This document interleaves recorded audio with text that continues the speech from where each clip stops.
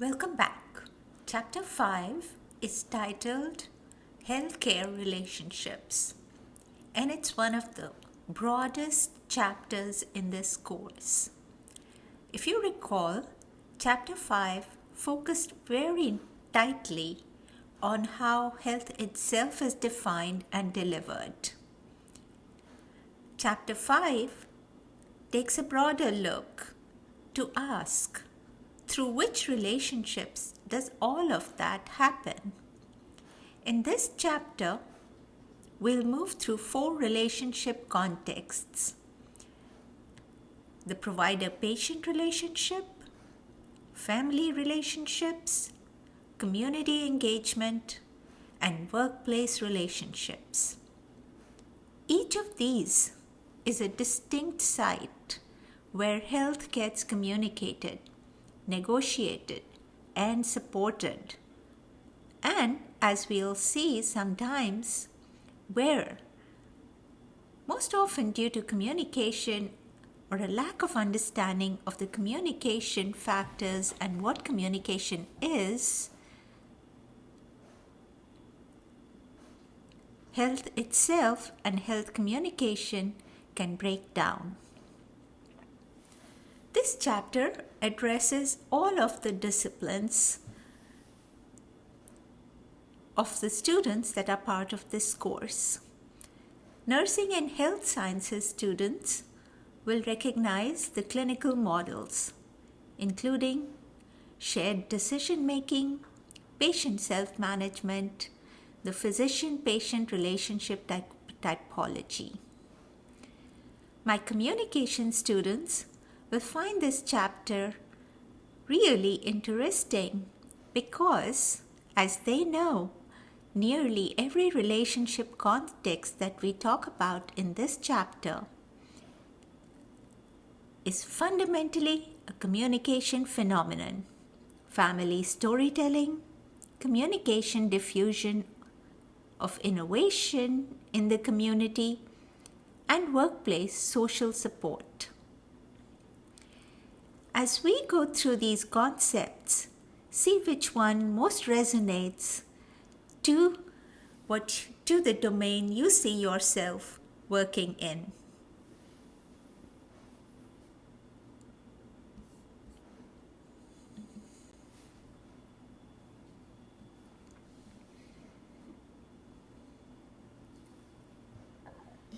Let's take a look at today's 9 objectives. We'll take a look at these through the 4 relationship contexts that we'll move through. Provider-patient relationships. Understanding how these relationships integrate patient empowerment, applying culturally sensitive dialogue in healthcare and digital health settings, and evaluating 4 models of the physician-patient relationship from a social justice approach. Second, family relationships. Understanding the health implications of family relationships and family communication across diverse racial contexts. Third, community engagement. Understanding community engagement, communities of identity, and the active community engagement continuum, and applying participatory approaches to community-based and community-placed frameworks. Fourth, and finally, workplace relationships. Examining organizational wellness programs, medical professionalism, and workplace climate, and explaining worker relationships, climate, and resilience as elements of whole person health communication. And running underneath all these 4 contexts is a shared thread, which is healthcare relationships in minority and marginalized populations, which we'll return to at each stage rather than treating it as a single, isolated topic.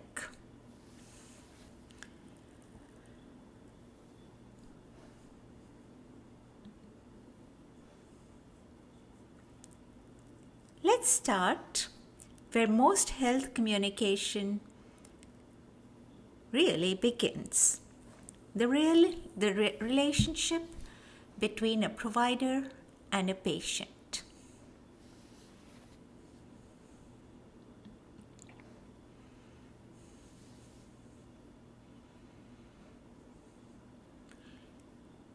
Patient-centered communication in the context of interprofessional care, team communication, means attending to patient goals at each stage of care to ensure the healthcare process honors the patient's preferences, needs, and values. PCC, or patient-centered communication, is built on a specific skill set, demonstrating empathy, genuine engagement, strong listening skills, and shared decision making. We'll be doing something on empathy in care in your engagement and advocacy activities, so watch out for that. All four of these strengthen the patient-provider relationship. As we might be want to think, this is not a soft skills add-on. Communication is core to clinical practice. Good PCC also includes the patient's family in care planning, which, if you look at it carefully, increases both patient satisfaction and quality of life, not just comfort in the moment. More specifically, PCC strengthens the provider-patient relationship through four practices: actively listening through patients' concerns, demonstrating empathy, explaining medical terms in simple and easy to understand language, and enabling patient self-management in decision making. You will also have an engagement and advocacy activity based on patient-centered communication.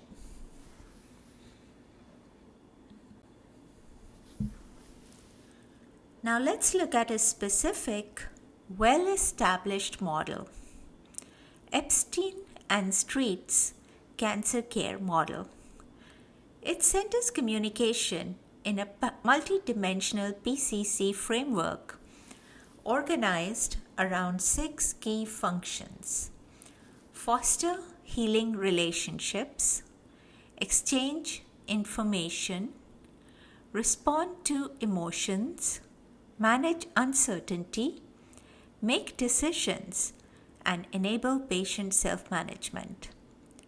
Although this model originated in cancer care, notice how generalizable these 6 functions are to nearly any serious diagnosis or chronic condition.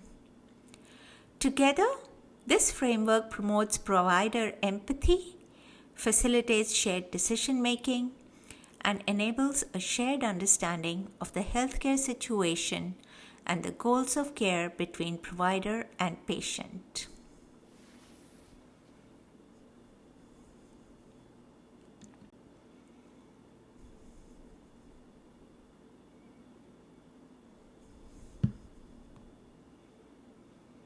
The physician-patient relationship. WPHC's version of patient-centered communication emphasizes that both providers and patients must take responsibility for the healthcare-patient relationship. That means that this is a two-way obligation, not something that the provider is doing to a very passive patient. The evidence in favor of PCC is strong. It is associated with greater compliance with physician recommendations and medication, increased patient trust in providers, patient satisfaction, decreased uncertainty and anxiety, and improved provider-patient relationship, and ultimately successful health outcomes. For the patient side of that responsibility, PCC implies taking ownership of one's own health. In specific terms, this involves engaging in health promotion behaviors, healthy lifestyles, screening, medication adherence, and making long-term behavioral and lifestyle changes.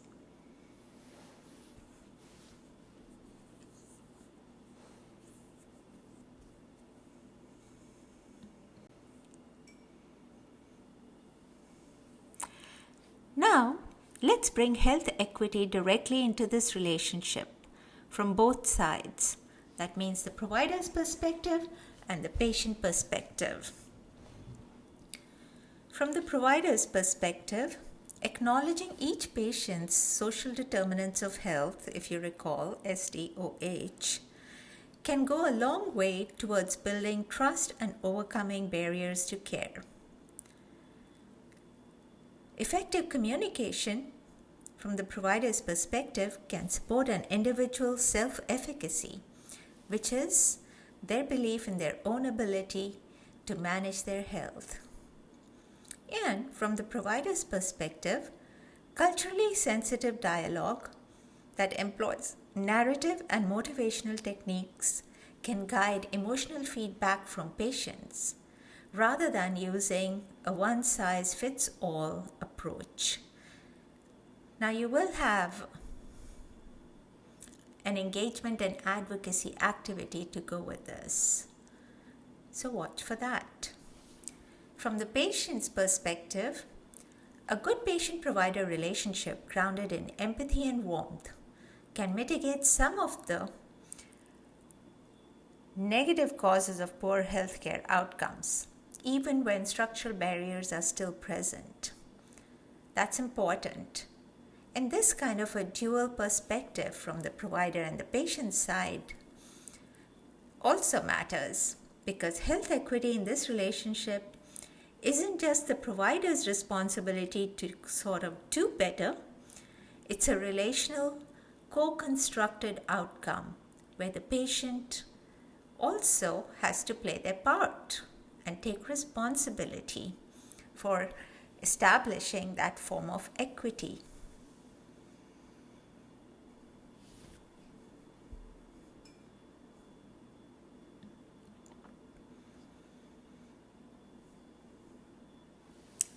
Next, we look at patient self-management support. Let's formally define patient self-management support within WPHC. The Agency for Healthcare Research and Quality, which is AHRQ, frames patient self-management support as a commitment to create the conditions that empower patients to take control of their own health and well-being. So healthcare professionals can facilitate this patient self-management support in 4 concrete ways: providing patients with clear, useful, and actionable information, helping them set goals and make plans to live a healthier life, putting a team of clinicians and administrative staff in place who clearly understand their roles and responsibilities, and using office systems that allow for timely follow-up and tracking of patients. 2 related concepts will help round this out. Patient autonomy, meaning the patient's ability to make informed choices and decisions about their own care, and shared decision making, which we've seen now recur across nearly every model in this chapter so far. It is the connective tissue of patient-centered care.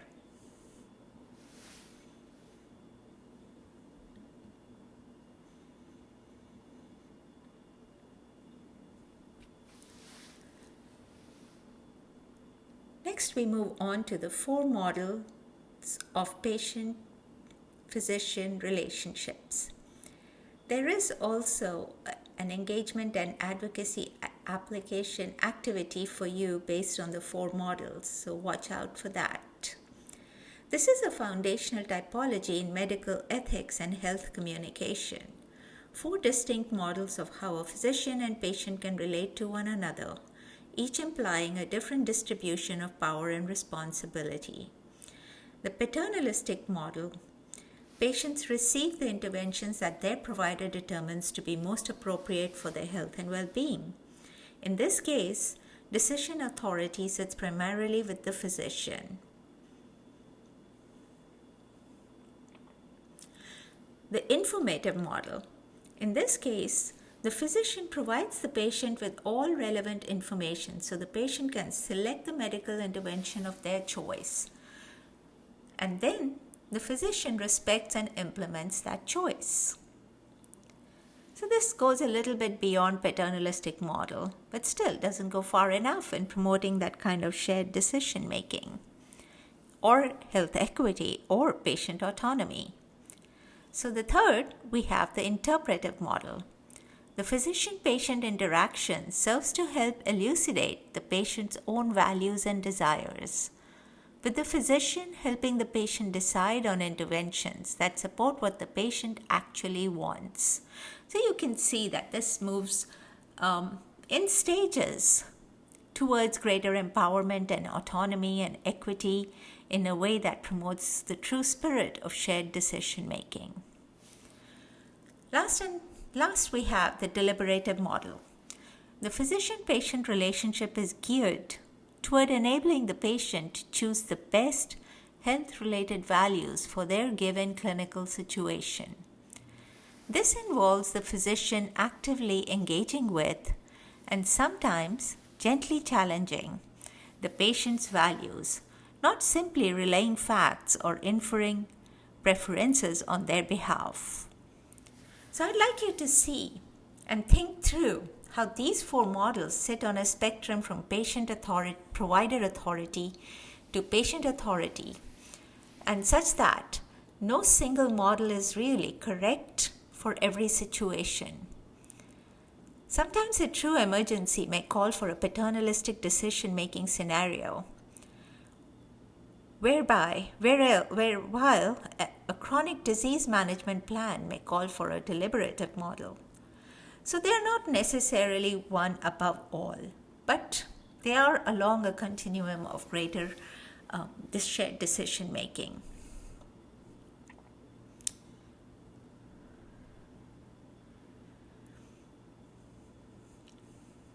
Now I'd like you to think a bit about the social justice approach perspective in this scenario. Which of these 4 models from that perspective best supports patient empowerment for historically marginalized populations, and why? You might have one scenario in your engagement and advocacy application activity for you to think through. Can you think of a clinical scenario where a paternalistic approach might unintentionally reproduce inequity, even with good intentions?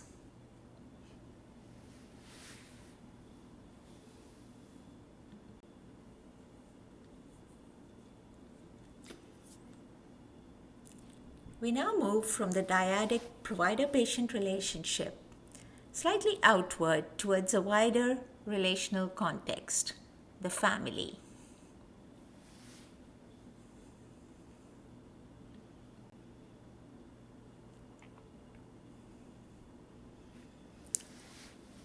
Family definitions in this literature have taken 3 different approaches: structure, such as biological or legal ties; function, such as caretaking or financial support; or transaction, such as the creation of shared meaning through affective ties or symbolic communication, like stories and rituals. How does this all matter for health? Because family relationships are central to shaping an individual's health-related attitudes, beliefs, and behaviors, long before a person ever enters a clinical setting.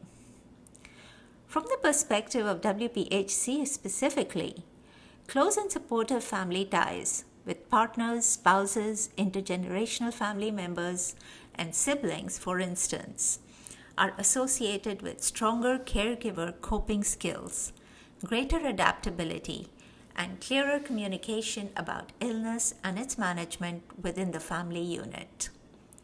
Family communication scholars have also examined the sheer diversity of family structures and the social roles members adopt within families when it comes to communicating health information. Who becomes the health translator in a family, for instance, or who takes on the primary caregiving role?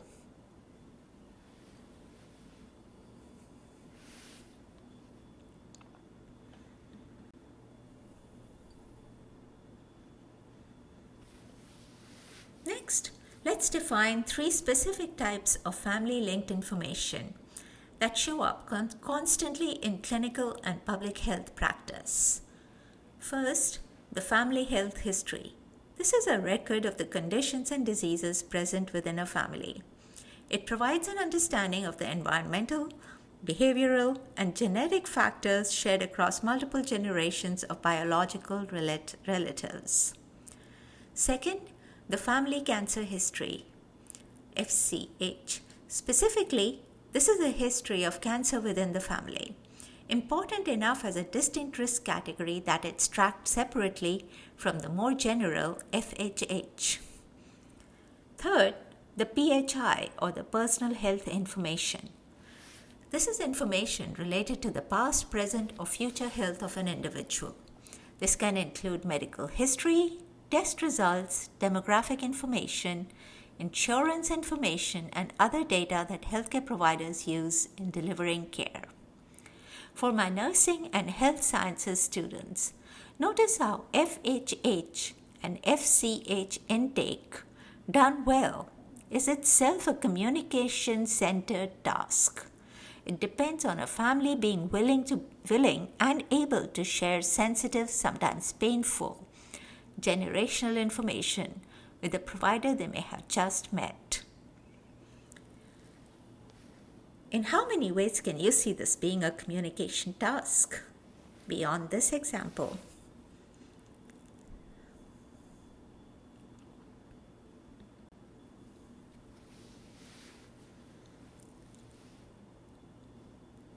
WPHC requires acknowledging and recognizing differences in patients' lived contexts, and that includes respecting the real diversity of family structures, definitions, and functions across ethnic groups.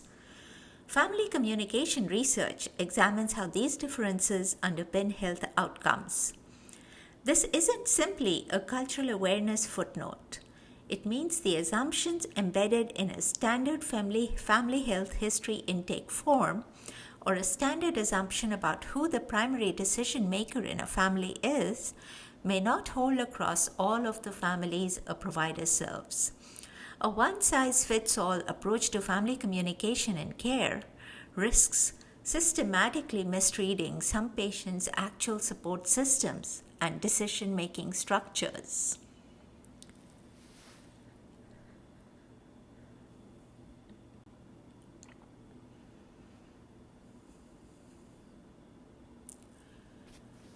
WPHC is also concerned with understanding alternative relationships and their influence on health outcomes. And one increasingly common example is long-distance caregiving, or LDC, examined in the context of families living at a distance from one another. LDC families and relationships are characterized by 3 specific challenges. Lack of availability. The caregiver simply isn't physically present. Lack of intimate understanding of the caregiving needs at hand, since day-to-day challenges or changes are harder to observe remotely, and unknown or unpredictable financial burdens, which are highlighted as intimate family relationship needs evolve across the lifespan. This is a good moment to pause and consider. As populations become more geographically mobile, remote work, for example, artificial intelligence-driven work-life balance changes and shifts, for example, LDC is likely to become more common, not less, which makes it an important emerging area for health communication and care coordination research.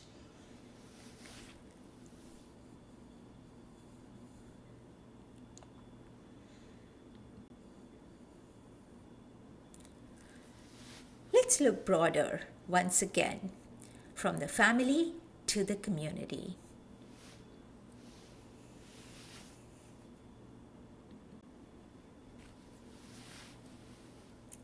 Centering community in health promotion efforts recognizes how closely culture and health are intertwined. This is particularly important for minority and marginalized populations, where there is often a shared sense of socio-historic experience and where community itself is a source of stability, mobilization, and resilience. I'd like you to, for example, think about the deaf community. They have a very unique sense of experiences and lived contexts that they share amongst themselves. They also share a very close culture, and their health outcomes are very well embedded within that culture. So we can expand how we can think about minority and marginalized populations and how we think about what we think is normative and the biases that underpin these. The chapter names 5 major community engagement approaches, which we'll unpack in detail on the next slide. The social ecological model, the active community engagement continuum, diffusion of innovation, community-based participatory research, and translational research.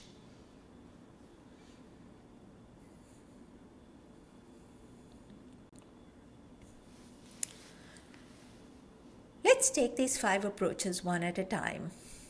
The social ecological model. This model states that the health of individuals is affected by the interaction between the individual, the group or community, and the social, physical, and political environments. The active community engagement continuum. This highlights the role of building community engagement as a dynamic and evolutionary process. Here, engagement is not a single event, but something that deepens or weakens over time.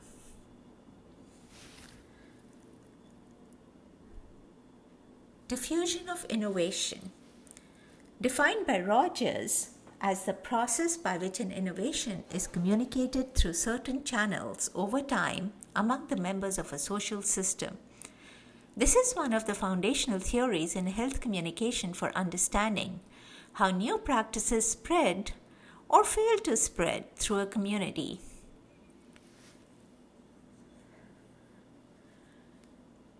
Community-based participatory research, CBPR. In CBPR, all collaborators respect the strengths each brings to the partnership, and everyone in the community participates fully in all aspects of the research process, not just as subjects, but as co-investigators. Translational research focused on participatory research that can move, in a phrase used in the field, from the bench to the bedside and into the community, connecting laboratory science all the way through to real-world community application. Notice the progression across these 5 approaches. The move from a general theoretical model, which was a social ecological model, to a process orientation, the continuum and the diffusion of innovation approaches, to fully participatory methodologies, CBPR, and translational research that treat the community as an equal partner rather than a target population.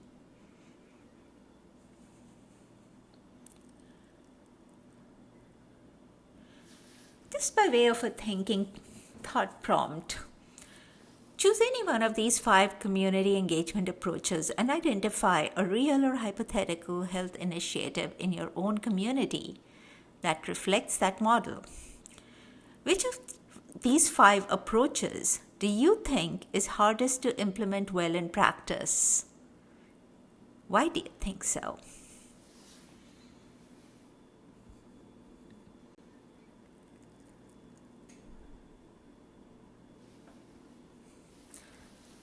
Our final relational context for today is the workplace, both as a health-relevant setting in its own right and as the professional environment many of you will enter as clinicians, health communicators, and health professionals.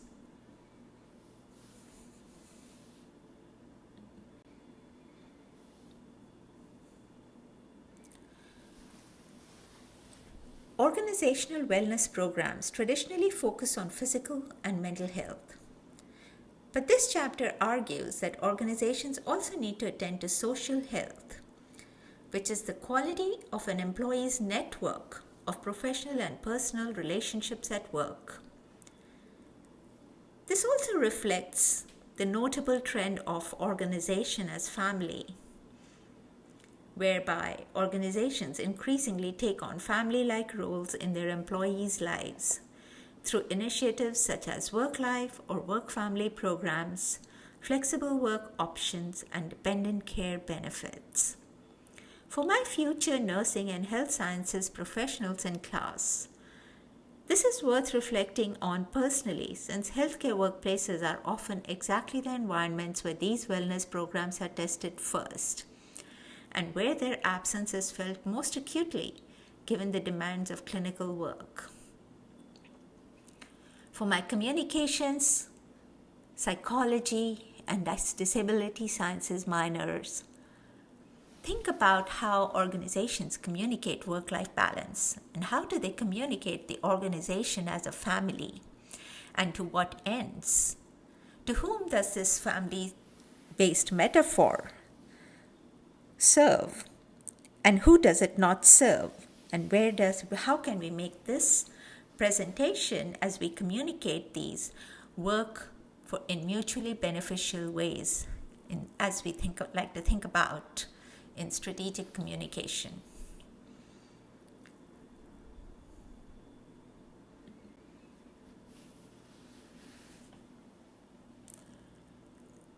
In workplace relationships, we'll think about minority stressors and stigma.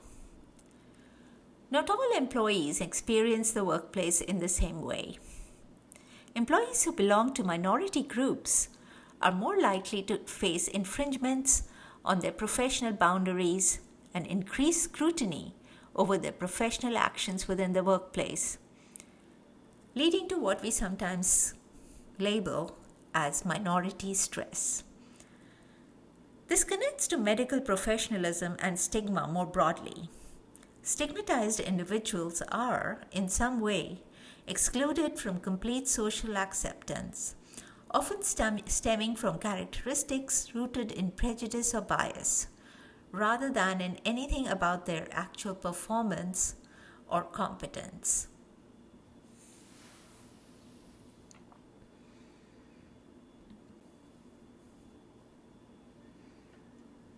Let's look into the role of social support here. And let's delve into the construct of social support more formally. Social support is defined as the assistance and protection given to individuals as the functional content of relationships. Social support in the workplace can work in 2 directions when it comes to stigma and marginalized populations. It can help counter stigma directly, or, in its absence, it can contribute to marginalized employees internalizing that stigma. Internalized stigma is defined by Steve Wink and colleagues as negative feelings about the self, maladjusted behavior, or stereotypical endorsement resulting from an individual's experience, perception, or anticipation of negative social reaction based on the basis of a health condition. This is an important distinction for my nursing and health sciences students especially. Stigma isn't only something that happens to patients. Healthcare workers themselves, particularly those from minority or marginalized groups, or those managing their own health conditions, can experience and internalize workplace stigma too. For my communication, psychology, and other minor students like disability studies, how do we communicate stigma? And how do we communicate in ways that counter existing stigma, internalized stigma, or anticipatory stigma? Especially from the perspective of minority populations, specifically nuanced groups like deaf culture or disability rights groups, and you might be aware of others.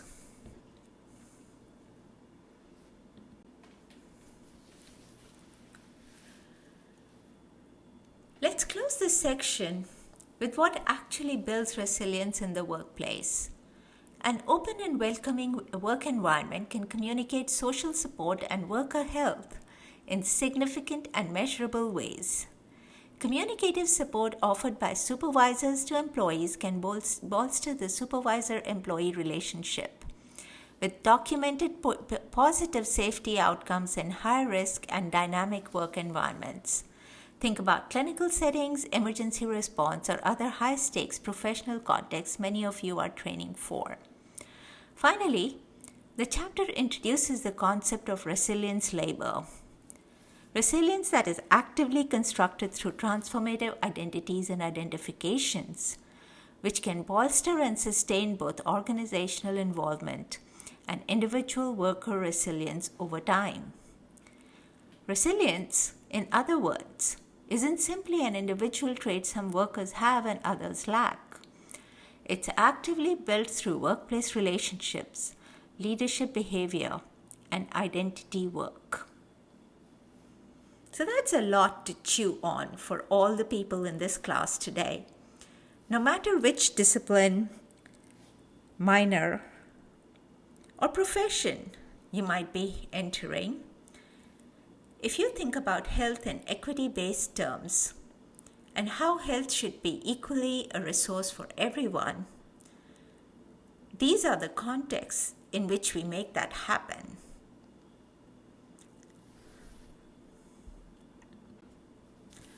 So we've covered a lot of relational ground today, from provider-patient communication and the 4 models of that relationship, to family relationships and family health history, community engagement approaches, and workplace relationships, stigma, and resilience. Before you move on to this week's lab and engagement and advocacy application exercises, and the reading reviews and the quiz, think about what are your major key takeaway from today's discussion on Chapter 5, Healthcare Relationships. How will you engage that takeaway in your own community? Whether that's a clinical setting, a family relationship, a community organization, a nonprofit communication, or a healthcare or a health communication branding scenario for an organization, or as a social media influencer, or disability advocate, or whatever your future workplace might look like.